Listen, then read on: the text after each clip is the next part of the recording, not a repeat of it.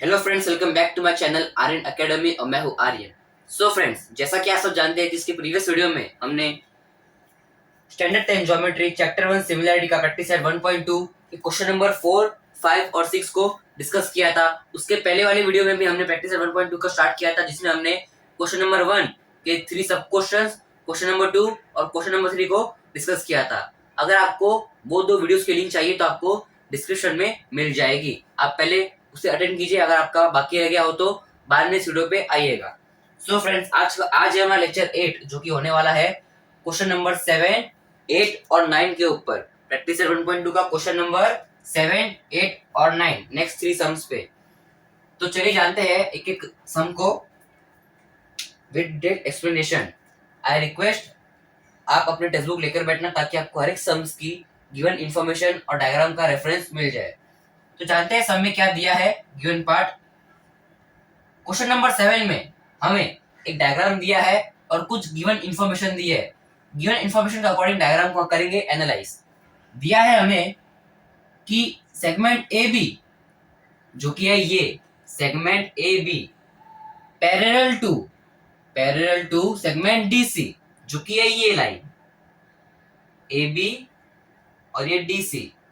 Segment A B parallel to D C parallel to F E जो कि है ये लाइन। हमें गिवन इंफॉर्मेशन दी है कि ये तीनों लाइन आपस में एक दूसरे से पैरेलल है, साथ ही में ये दो लाइन पास हो रही है।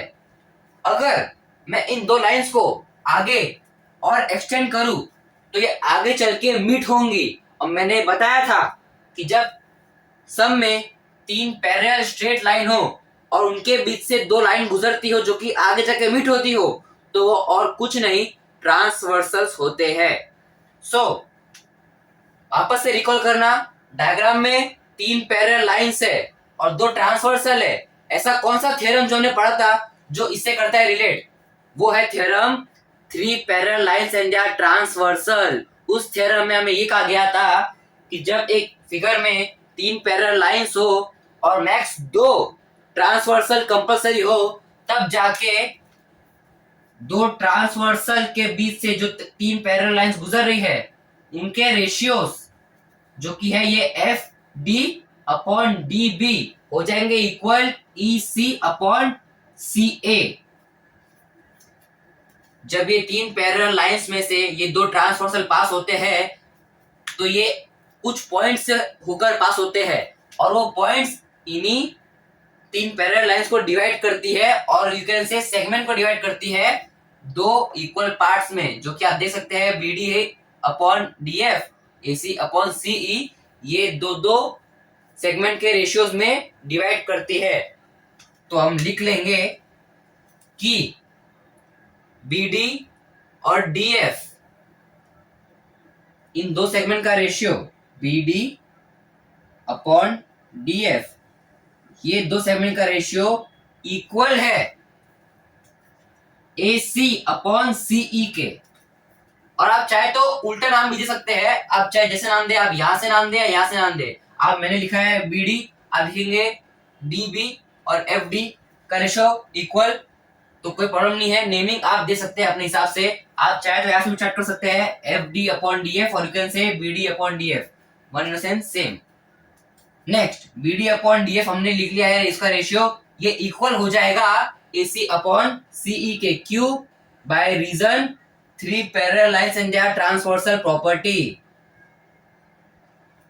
अब तक आपकी तीनों प्रॉपर्टी तीनों थ्योरम्स चैप्टर 1 के स्टार्टिंग के तीन इंपॉर्टेंट थ्योरम जो कि है basic proportionality theorem first, second property of an angle bisector of a triangle और third three parallel lines and their transversal, ये तीनों थ्योरम्स क्लियर नहीं है तो प्लीज पहले उन्हें क्लियर कर लीजिए, क्योंकि उन्हीं तीन थ्योरम्स के बेसिस पे ये प्रैक्टिस सेट 1.2 है, ये कि मैंने कहा था।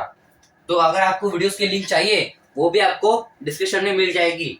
सो ये रेशियोज इक्वल है बाय रीजन लिखना बहुत जरूरी है। हर एक थ्योरम जो हम यूज करेंगे तो उसका रीजन लिखना बहुत जरूरी है, जो कि रीजन है three parallel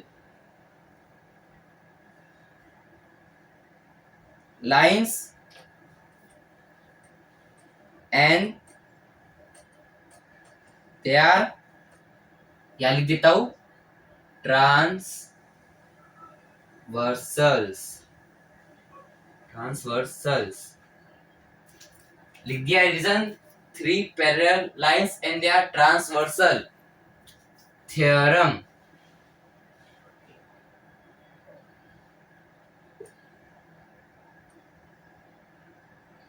three parallel lines in the transversal theorem, इसका रीजन आ जाएगा। अब इतना पार्ट हमने लिख लिया है। सम में हमें फाइंड करना है ये x की वैल्यू। आप देख सकते हैं सेगमेंट्स के बीच में उनकी वैल्यू दी गई है, जैसे कि BD का वैल्यू 8 है और सेगमेंट DF का वैल्यू है 4, AC का वैल्यू है 12, CE का वैल्यू है x।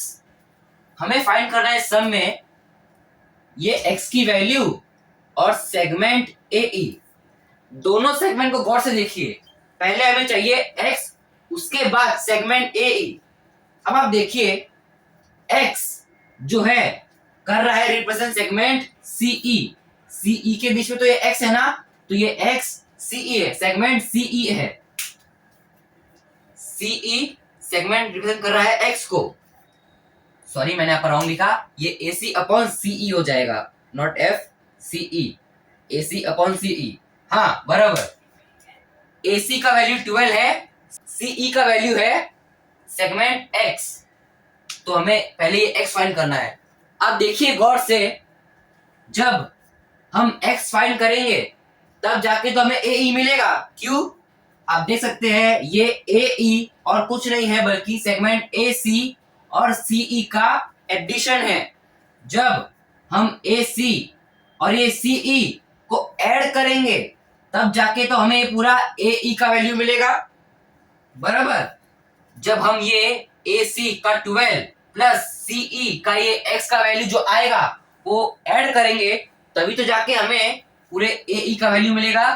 तो हमें यहाँ से मालूम पड़ जाता है कि पहले हमें फाइंड करना है x। अगर x का वैल्यू मिल जाएगा तो AE का वैल्यू भी हमें ऑटोमेटिकली उन दोनों का एडिशन करके मिल जाएगा। अब हमने रेशियोज लिख दिए इक्वल। अब हर एक सेगमेंट के अकॉर्डिंग उनकी वैल्यूज करते हैं सब्स्टिट्यूट।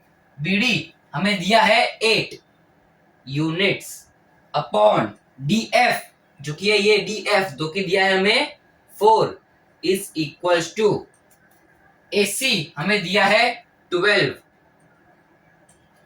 और ये CE कुछ नहीं है बल्कि ये x जो कि हमें फाइंड करना है। CE के बदले हमने लिख दिया है x, क्योंकि CE के बीच में तो हमें x दिया है, तो मतलब CE कुछ नहीं है बल्कि सेगमेंट x है, तो सेगमेंट x के बदले हमने लिख दिया है, सेगमेंट CE के बदले लिख दिया है हमने x, सॉरी। अब कर देंगे क्रॉस मल्टीप्लाई, 8 इंटू x हो जाएगा 8x is equals to 12 into 4 हो जाएगा 48। अब x एज इट इज और ये 48 के नीचे आ जाएगा 8।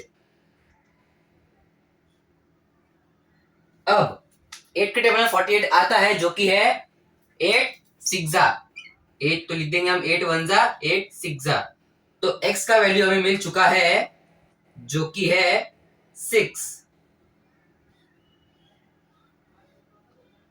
और जब हमें x का वैल्यू मिल चुका है तो हमें ऑटोमेटिकली AE का वैल्यू मिल जाएगा बाय एडिंग 12 और x, 12 प्लस x, तो हम लिख देंगे नाउ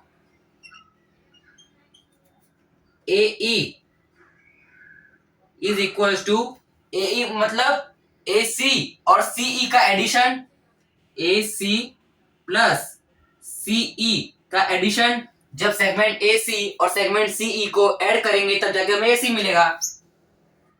AC का वैल्यू दिया गया है हमें 12, CE था x, वापस से x का वैल्यू हमने फाइंड कर लिया है जो कि है 6, तो कर देंगे 12 और ये x के बजाय लिख देंगे 6, आ गया आंसर ऐड करके 18। तो हमें AE का वैल्यू मिल चुका है जो कि है 18। आप देख सकते हैं सम में हमें x और AE फाइंड करने के लिए बोला था जो कि हमने कर लिया है। x आ गया है 6 और AE आ गया है 18। सो आई होप कि आपको सम समझ में आ गया रहेगा। इसमें हमने 3 parallel lines and their transversal वाली थ्योरम को यूज किया है। सो बढ़ते हैं नेक्स्ट सम की तरफ। सो फ्रेंड्स बढ़ते हैं क्वेश्चन नंबर 8 की तरफ। क्वेश्चन नंबर 8 में हमें डायग्राम दिया है और कुछ गिवन इंफॉर्मेशन दी है। वन बाय वन समझते हैं सभी गिवन इंफॉर्मेशन को। दिया है इन ट्रायंगल LMN आगे रे MT बाइसेक्ट्स एंगल LMN। रे MT जो कि है ये बाइसेक्ट कर रहा है इस एंगल को LMN, और यू कैन से पूरे ट्रायंगल को, क्योंकि जब हम ट्रायंगल का नाम लिखते हैं फॉर एग्जांपल ABC, तो ये बीच वाला पार्ट ही हम एंगल करते हैं रिप्रेजेंट। हम चाहे तो ये एंगल को ABC या वन लेटर नेम B भी लिख सकते हैं फॉर एग्जांपल। सो हमें दिया है कि LMN एक ट्रायंगल है और ये रे MT बाइसेक्ट कर रहा है ये एंगल को, और यू कैन से ये ट्रायंगल को जिसका मिडिल नेम है M जो कि रिप्रेजेंट कर रहा है ये एंगल। ओके, अब दिया है LM ये सेगमेंट LM का वैल्यू है 6 यूनिट्स। नेक्स्ट MN, ये MN जो कि बेस हम बोल सकते हैं बेस MN दिया है 10 यूनिट्स। देन रे TN दिया है हमें 8 यूनिट्स। हमें फाइंड करना है सेगमेंट LT। ये LT क्वेश्चन मार्क दिख रहा है, मतलब फाइंड करना है ये LT। अब गिवन दिया है कि रे MT बाइसेक्ट कर रहा है इस ट्रायंगल को, तो कौन सा थ्योरम कर रहा है इस सम को रिलेट? वो थ्योरम है property of an angle bisector of a triangle. वो थ्योरम में शॉर्टली बता दो क्या कहा गया था।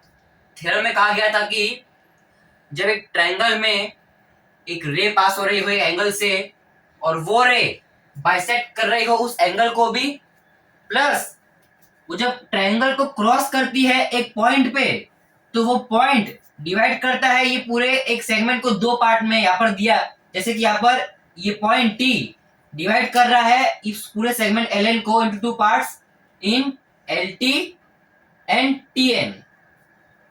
सो उस ट्रायंगल के जब रे पास होती है ट्रायंगल से बाइसेक्ट करती है ट्रायंगल को, तो प्रॉपर्टी एक थ्योरम ये कहता है कि ट्रायंगल का ये दो सेगमेंट का रेशियो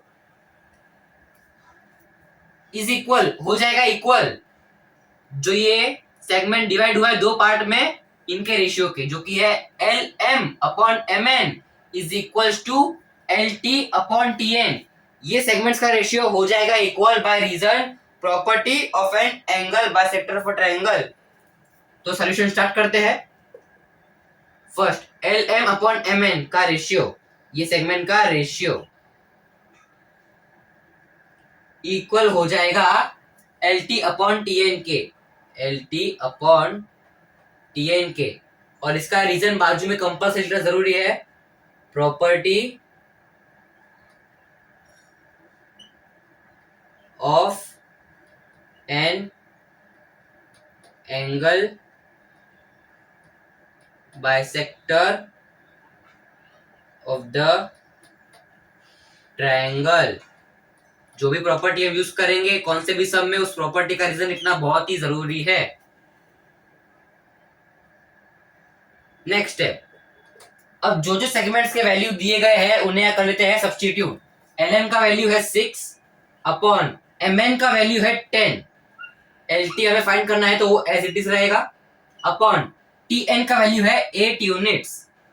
अब कर लेंगे इन्हें क्रॉस मल्टीप्लाई, तो ये 6 हो जाएगा मल्टीप्लाई 8 से, तो मिल जाएगा 48 इज इक्वल्स टू LT हो जाएगा मल्टीप्लाई टू 10, तो हम लिखेंगे as it is LT into 10 आ जाएगा 48 के नीचे डिवीजन में।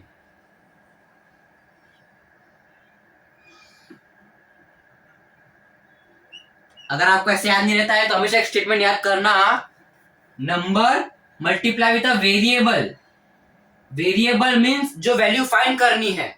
So number multiply with a variable देखो हम वेरिएबल किसे कहते हैं, जब एक इक्वेशन में हमें 3 टर्म्स दिए हैं, उन तीनों टर्म्स में से एक कोई भी अल्फाबेट है, मान लो x, बाकी जो नंबर्स है तो उस हमें x का वैल्यू मिल जाएगा। तो हम लिख दें, स्टेटमेंट याद रखना है, number multiply with a variable always becomes the denominator. मतलब जब ये नंबर इस वेरिएबल से जो कि यहाँ पर lt है हो जाएगा, जब मल्टीप्लाई हो रहा होगा तो यहाँ से नीचे आके इस नंबर के साथ बन जाएगा डिनोमिनेटर, मतलब हो जाएगा उसका डिवीजन, डिवाइड हो जाएगा। अब जैसा कि आपने पहले पढ़ा था कि समझो हमें कोई नंबर दिया है 1.6, अब हमें इस डेसिमल को हटाना है, तो हम इस पॉइंट को हटा के नीचे ले लेते हैं 0। अब इसी का उल्टा, कि जब नंबर के डिनोमिनेटर में दिया होगा 10 तो लेना है हमें डेसिमल, इसी का उल्टा। हमने सीखा था कि, वापस मैं बता देता हूं, हमने सीखा था कि जब एक नंबर डेसिमल में दिया हो, जैसे कि 1/6 हमने लिया था एग्जांपल, अब यहां से हमें हटाना डेसिमल, तो पॉइंट हटा के हम नीचे ले लेते 10। इसी का उल्टा, कि जब डिनोमिनेटर में 10 दिया हो और ऊपर नंबर हो तो वो 10 हट के ऊपर फिर से आ जाएगा डेसिमल, कॉन्वर्स, इसका भी कॉन्वर्स। ओके, तो यहाँ 48 के नीचे डिनोमिनेटर में 10, तो 10 हट के आ जाएगा ऊपर decimal 4.8 is equal to LT। और फाइनली हमें LT का वैल्यू मिल चुका है जो कि है 4.8। आई होप कि आपको सम अच्छी तरह समझ में आ गया रहेगा, इसे अच्छी तरह कॉपी कर लेना। बढ़ते हैं नेक्स्ट सम की तरफ। सो फ्रेंड्स, बढ़ते हैं क्वेश्चन नंबर 9 की तरफ। क्वेश्चन नंबर 9 में आप टेक्स्ट बुक में देखिएगा। आई होप आप अपने टेक्स्ट बुक लेके बैठिएगा, ताकि आपको हर एक सम्स की गिवन इंफॉर्मेशन और क्या कॉन्सेप्ट कैसे यूज करना है सब रेफरेंस मिल जाए। क्वेश्चन नंबर 9 में हमें एक डायग्राम दिया है और कुछ गिवन इंफॉर्मेशन दी है। एनालाइज करते हैं हर एक गिवन इंफॉर्मेशन को step by step. In triangle ABC segment BD bisect angle ABC, segment BD bisect angle ABC। ये सेगमेंट BD है जो कि बाइसेक्ट कर रहा है एंगल ABC को। You can see the whole triangle ABC one in a sense same. और if AB is equal to x, AB का वैल्यू दिया गया है x, वेरिएबल दिया गया है, इस बार वेरिएबल दिया गया है। BC इज इक्वल टू, जो कि है ये x plus 5, AD is equal to x minus 2 and DC is equal to x plus 2। ये हमें कुछ सेगमेंट्स की गिवन इंफॉर्मेशन दी है। We have to find the value of x, हमें x की वैल्यू फाइंड करनी है। सो अगर आप देखें कि यहां पर दिया segment BD bisect angle ABC, segment BD bisect angle ABC, ये स्टेटमेंट पढ़ते ही आपको समझ आना चाहिए कि हमें यहाँ कौन सा थ्योरम यूज करना है, जो कि थ्योरम है property of an angle bisector of triangle. वापस से बता देता हूं, जब एक ट्रायंगल में एक रे पास हो रही हो और वो रे डिवाइड करती हो मिडल पार्ट वाले एंगल को दो इक्वल पार्ट में, और जहां से वो पास होती हो उसके सामने वाले सेगमेंट को जब वो पास हो रही है, तो जब ये पास होती है तो एक सेगमेंट ये ट्रायंगल को कट करते जाती है एक पॉइंट पे, और ये पॉइंट ये पूरे सेगमेंट को डिवाइड करता है, जो कि है AC इनटू इक्वल पार्ट्स, जो कि है AD अपॉन DC। आप देख सकते हैं जब ये लाइन पास होती है तो इस ये पॉइंट के थ्रू पास होती है और ये आगे भी एक्सटेंड होती है, तो ये पॉइंट डिवाइड करता है पूरे सेगमेंट को दो इक्वल पार्ट्स में। ऐसे सिचुएशन में हमें property of an angle bisector of triangle का थ्योरम यूज करना चाहिए। थ्योरम ये कहता है कि जब एक ट्रायंगल में एक रे बाइसेक्ट कर रही है ट्रायंगल को, तो उसका ये AB अपॉन BC, ये सेगमेंट का रेशियो अपॉन जो सेगमेंट डिवाइड हुआ है दो इक्वल पार्ट्स में उनका रेशियो, जो कि है AD अपॉन DC, ये दो रेशियोस इक्वल होते हैं by reason property of an angle bisector of triangle. So पहले यहां तक लिख लेते हैं, फिर आगे समझते हैं। पहले AB अपॉन BC का रेशियो, AB अपॉन BC का रेशियो इक्वल हो जाएगा AD अपॉन DC के, AD अपॉन DC के। स्टूडेंट्स, आप सब इसके बाजू में डॉट डॉट डॉट करके रीजन लिखना, property of an angle bisector of triangle. As ये सम थोड़ा बड़ा होने वाला है इसलिए मैं अभी रीजन नहीं लिख रहा, पर आपको रीजन लिखना बहुत ही कंपलसरी है, आपको थ्योरम का प्रॉपर्टी लिखना है पूरा, जो कि रीजन में आएगा, property of an angle bisector for triangle. आप नोट कर लीजिएगा, जब स्टेटमेंट लिखेंगे आप तो आपने property of an angle bisector की थ्योरम यूज की है, तो theorem property of an angle bisector for triangle पूरे ब्रैकेट में बाजू में डॉट डॉट डॉट करके आप लिख देना। ओके, अब करते हैं वैल्यूज एक एक करके सब्स्टिट्यूट। ए बी का वैल्यू है x अपॉन बी सी का वैल्यू जो कि है x plus 5 is equals to A D का वैल्यू जो कि है x minus 2 and D C का वैल्यू है x प्लस 2। अब s ये टर्म में एक वेरिएबल है और एक नंबर है, तो ये टर्म को अलग से स्पेसिफाई करने के लिए हम दे देंगे ब्रैकेट्स, इसे ब्रैकेट्स दे देंगे।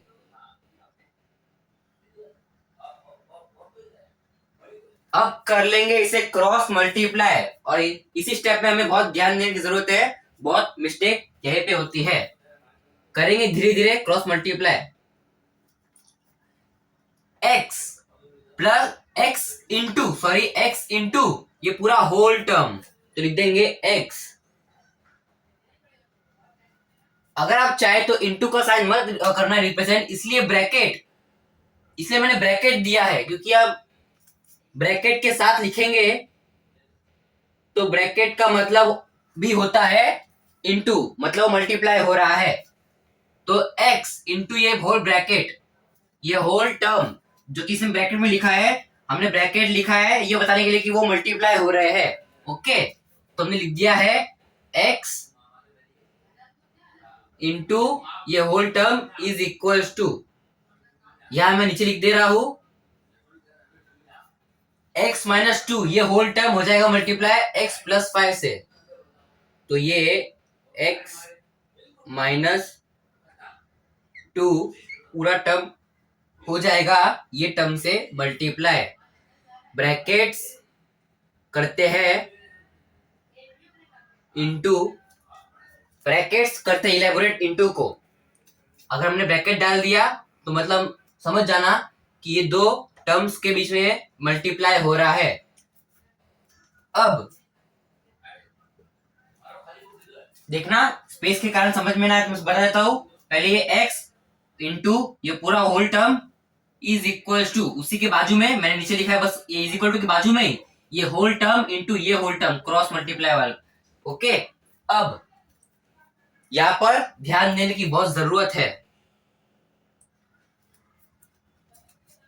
ये x इंटू ये होल टर्म है और यही टर्म में दो वैल्यू है, जो कि एक वैल्यू है वेरिएबल दो नंबर है जो कि वेरिएबल में फॉर्म में, जो कि x प्लस 2, ये पूरा x इससे मल्टीप्लाई हो रहा है, मतलब ये x ये टर्म के अंदर जितने भी वैल्यू है उन सबसे मल्टीप्लाई हो रहा है। इस ब्रैकेट के टर्म में दो वैल्यू है, दो नंबर है, दो न्यूमेरिकल वैल्यू है, तो ये x इंटू ये x, ये बाहर वाला x हो जाएगा इससे भी मल्टीप्लाई, और यही बाहर वाला x हो जाएगा ये 2 से ही मल्टीप्लाई। मतलब ये x उस टर्म के अंदर जितने भी वैल्यू है, जितने भी नंबर्स है, उन सबसे सेपरेटली मल्टीप्लाई होता है। तो अब लिख देंगे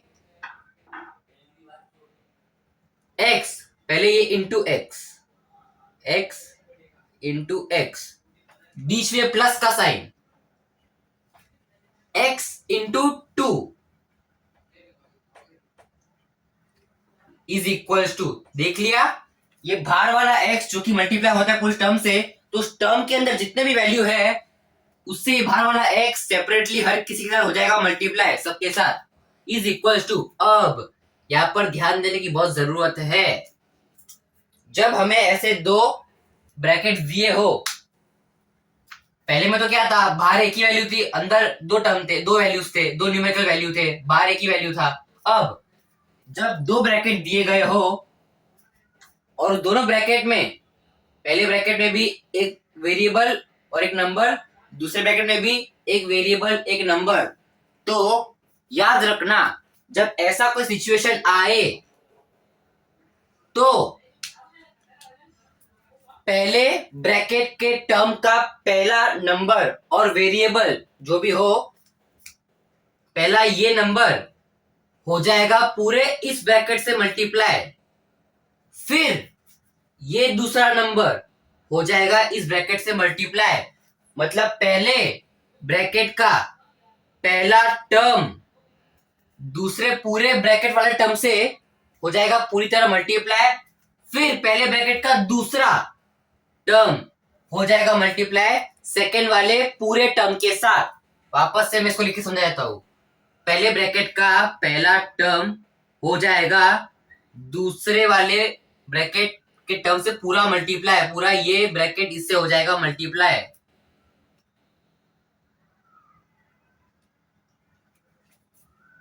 ये टू के साथ है माइनस, आप देख सकते हैं ये है -2, ये 2 के साथ ये साइन है माइनस, तो हम लिख देंगे, यहाँ पर मैं नीचे लिख रहा हूं -2 फर्स्ट टर्म का, फर्स्ट ब्रैकेट वाले टर्म का दूसरा वाला नंबर हो जाएगा पूरा इस ब्रैकेट से मल्टीप्लाई।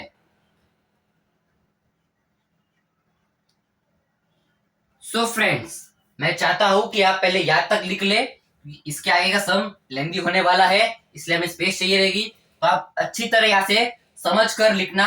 कुछ डाउट होगा तो वापस वीडियो रिवाइंड करके समझ जाना, पहले याद तक लिख समझ के लिखना, इसके बाद आएगा नेक्स्ट स्टेप। इसलिए आज आप लिखेंगे तो ये आखिरी स्टेप लिख के रखना, यही स्टेप मैं रिपीट करूंगा यहाँ पर पूरे कंटिन्यूशन के साथ, तो पहले याद तक लिख लीजिए। सो फ्रेंड्स, आई होप कि आपने क्वेश्चन नंबर 9 का पेज 1 जो कि हमने यहाँ तक लिखा था, एज ये सम बड़ा है इसलिए हमें 2 स्लाइड लगेंगे इसे कॉपी करने के लिए, तो आई होप कि आपने पेज 1 उसका आखिरी स्टेप तक कॉपी कर लिया रहेगा। आप देख सकते हैं ये पेज 1 का ही ये आखिरी स्टेप है और यहाँ से हम पूरा सम कंटिन्यू करेंगे। हमारा नेक्स्ट स्टेप यही था, आखिरी स्टेप। अब यहाँ से शुरू करेंगे और सम कंटिन्यू करेंगे। हमें फाइंड करना है x का वैल्यू। अब हमने 2 टर्म थे हमारे पास, हमने उनको अच्छी तरह एक्सपांड कर दिया। अब 1 बाय 1 केयरफुली सबको मल्टीप्लाई करेंगे। x इंटू एक्स हो जाएगा एक्स स्क्वायर। याद रखना, x into x x square होता है और x प्लस एक्स 2x होता है, इसमें कंफ्यूजन ना करे। Okay, x into x x square plus sign brought down, 2 into x हो जाएगा 2x। याद रखना, 2 इंटू एक्स और x प्लस एक्स दोनों का आंसर 2 होता है। आपको बस प्लस माइनस के साइन में, प्लस मल्टीप्लिकेशन के साइन में कंफ्यूज नहीं होना है। बाद में ये इज इक्वल टू नीचे ब्रॉट डाउन। अब ये पूरा x, ये टर्म के साथ, ये टर्म में 2 न्यूमेरिकल वैल्यू है, उन दोनों के साथ सेपरेटली हो जाएंगे मल्टीप्लाई। मतलब ये x ब्रैकेट के अंदर वाले x से मल्टीप्लाई होगा और ये x उसके साथ जो +5 है उससे भी मल्टीप्लाई होगा। सो 1 बाय 1 x, ये ब्रैकेट का मतलब ही मल्टीप्लाई होता है, x मल्टीप्लाई बाय x हो जाएगा एक्स स्क्वायर, फिर ये plus sign brought down, 5 into x, you can से x इंटू 5 हो जाएगा 5x, माइनस साइन इसके आगे कंटिन्यू है, मैंने नीचे लिखा है माइनस साइन ब्रॉट डाउन।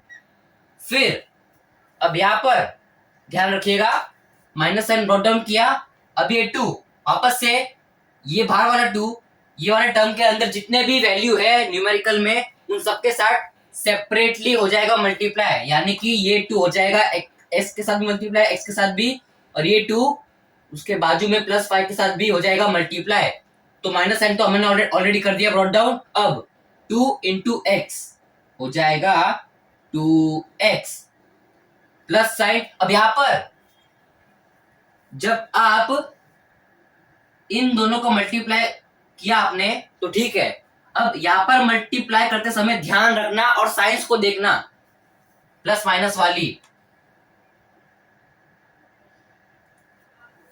हमने माइनस साइन ब्रॉट डाउन किया, बराबर किया, 2 को कर दिया x से मल्टीप्लाई। अब जब हम ये वाले वैल्यू को ये नंबर से ये नंबर से करेंगे मल्टीप्लाई, तो देखना पड़ेगा उनका साइन। अब देखिएगा 5 2 जा होता है 10। अब ये 2 के पास माइनस साइन है और ये 5 के पास प्लस साइन है, तो ये साइंस भी मल्टीप्लाई होते हैं। हाँ, मैथ्स में जो प्लस माइनस मल्टीप्लिकेशन साइन है वो भी होते हैं मल्टीप्लाई। तो मतलब ये अब ये 5 2 जा 10 लिख लेते हैं। अब उनकी साइंस को देखिए, 2 के पास है प्लस साइन और 5 के पास है 2 के पास है माइनस साइन और 5 के पास है प्लस साइन। हमने 5 2 जा 10 तो लिख लिया। अब इधर साइन, इन दोनों के बीच में साइन कौन सा आएगा देखते हैं। माइनस प्लस हमेशा होता है माइनस। आप चाहे तो यहाँ पे टेबल लिख लीजिएगा, प्लस को अगर प्लस से मल्टीप्लाई करेंगे, ये साइन मल्टीप्लाई का है, तो हमें प्लस मिलता है। प्लस को माइनस से मल्टीप्लाई करेंगे तो हमें माइनस मिलता है। माइनस को माइनस से मल्टीप्लाई करेंगे तो प्लस मिलता है। यह आपको याद रखना है। प्लस मल्टीप्लाई बाय मल्टीप्लाई का sign plus, multiply by plus हमें देगा plus, plus multiply by minus हमें देगा minus, minus multiply by minus हमें देगा प्लस। आपको ये साइंस की मल्टीप्लिकेशन याद रखनी है। तो यहाँ पर भी 5 2 जा 10 लिख दिया है। अब 2 का माइनस साइन हो जाएगा 5 के पास जो प्लस साइन है उससे मल्टीप्लाई, तो माइनस प्लस माइनस।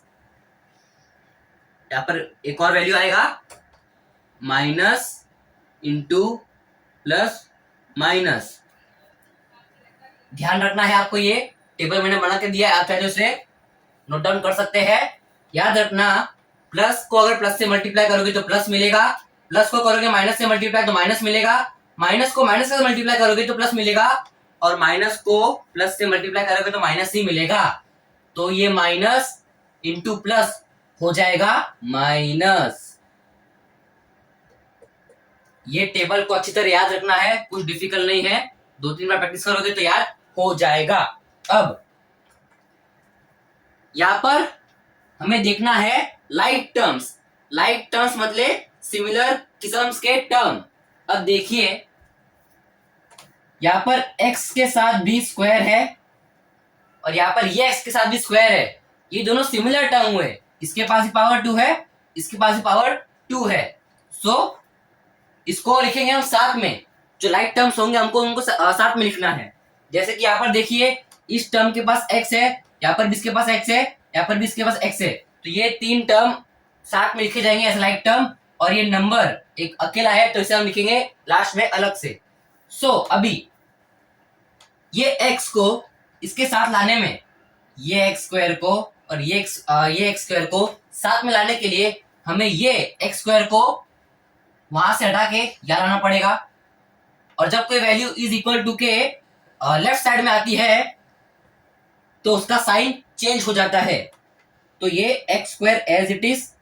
अब ये एक्स स्क्वायर को यहाँ पर लाने के लिए हमें शिफ्ट करना पड़ेगा, और ये जब शिफ्ट होगा तो इसके पास जो साइन है वो भी चेंज हो जाएगी। अब यहाँ पर एक्स स्क्वायर के पास कोई साइन नहीं है, मीन्स उसके वो पॉजिटिव है। अगर कोई टर्म के पास कोई साइन नहीं होती है तो पॉजिटिव होती है। तो ये एक्स स्क्वायर जब यहां आ जाएगा तो हो जाएगा negative x square. Okay, is equal to का साइन। अब हमें इस 2x को इसके पास भेजना है, क्योंकि ये लाइक टर्म्स है, लाइक टर्म्स साथ में लिखने पड़ते हैं, मैंने बोला था। इस 2x को इसके पास भेजना है तो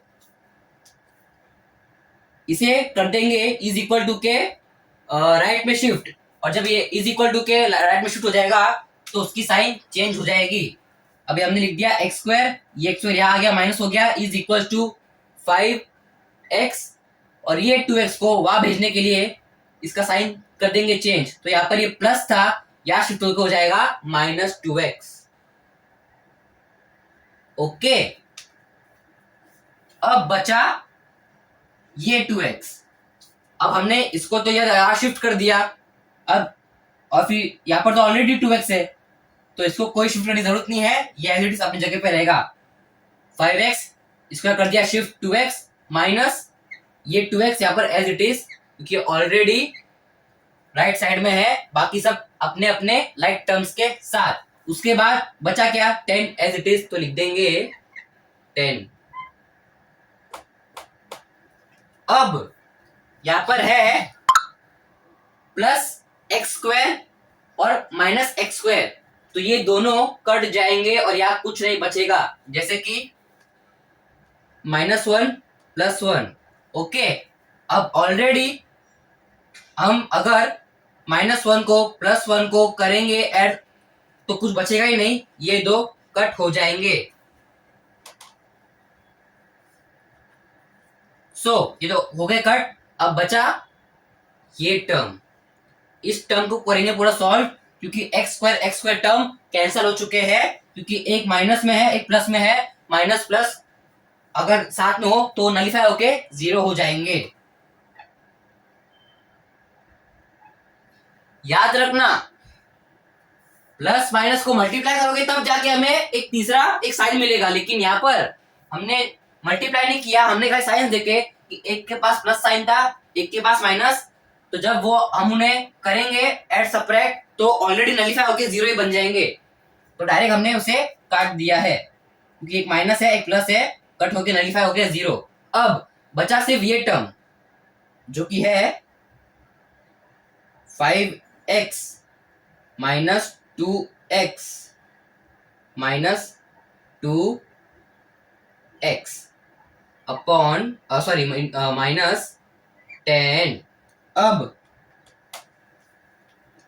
आप देख सकते हैं यहां पर स्टेप बाय स्टेप करना है, स्लोली, मिस्टेक नहीं करना है। सबसे पहले हम चाहे तो इन तीन नंबर्स को कर सकते हैं मल्टीप्लाई, क्योंकि तीनों के पास अब x है। देखिए इसके पास भी x है, इसके पास भी x है और इसके पास भी x है, तीनों के पास सेम टर्म है और वो दोनों एडिशन सब्ट्रैक्ट हो सकते हैं। अगर अलग अलग टर्म होते तो वो ऐड सब्ट्रैक्ट नहीं हो पाएंगे, जब सेम टर्म्स होते हैं तभी हम करेंगे ऐड और सब्ट्रैक्ट। हम चाहे तो इसे एक साथ कर सकते हैं, बट कंफ्यूजन अवॉइड करने के लिए धीरे धीरे करेंगे। सबसे पहले करेंगे इस -2x को -2x से प्लस, ये 2x के पास माइनस साइन है और ये वाले 2x के साथ भी माइनस साइन है। अब मेरे स्टेटमेंट में गौर करना, मैं जो स्टेटमेंट बोलूंगा आपको उस पर ध्यान देना है। अब हमें इन्हें और सिंप्लीफाई करना है, छोटा बनाना है, तो हमें देखना है हमें इन दोनों को कैसे ऐड करना है। तो स्टेटमेंट बोलूंगा उस पर गौर करना। When both the numbers are negative, I'm sorry, when both the numbers are negative, जब दोनों वैल्यू दोनों नंबर नेगेटिव हो, then put the sign of minus and always add both the terms। जब both the दो similar term हो, उन दोनों के पास माइनस साइन हो और उन्हें हमें सिंप्लीफाई करना है, ऐड करना है, तो स्टेटमेंट याद रखना, when both the numbers are negative put minus sign and add the numbers only। so when both numbers are negative put minus sign and then only add the numbers, यानी minus sign तो लगा दिया, अब खाली numbers को add करना है।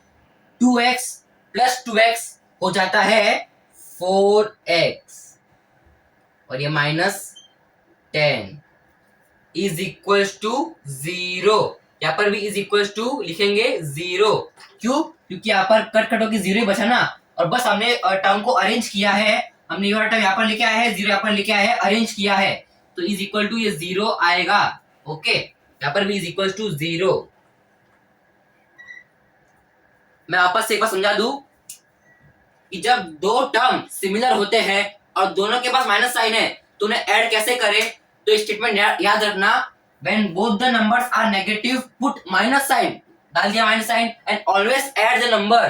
2 और 2 हो गए ऐड, जो कि था 4, और ये x तो उनका कॉमन था तो लगा लिया। एडिशन मल्टीप्लिकेशन में वेरिएबल कभी भी ऐड नहीं होते, मतलब ऐड होते हैं लेकिन कभी भी ऐसा नहीं करना हम लोग 2x दिया है प्लस 2x, तो ऐसा नहीं कि 4x स्क्वायर, ऐसा सिर्फ होता है खाली मल्टीप्लिकेशन में। एडिशन सब्ट्रैक्शन में खाली x साथ में रहेगा पर वो कुछ उसके पावर में नहीं आएगा, वो ऐसे ही रहेगा। ओके, अब मैं चाहता हूँ कि आप यहाँ तक अच्छी तरह कॉपी कर ले और इस टेबल को भी कॉपी कर ले। हम बढ़ेंगे इस नेक्स्ट स्लाइड पे, सम बचा नहीं सम बाकी है। अब तक हमें खाली ये आखिरी स्टेप किया है, इसे हम और करेंगे और x का वैल्यू लेके आएंगे। सो चलते हैं नेक्स्ट पेज में।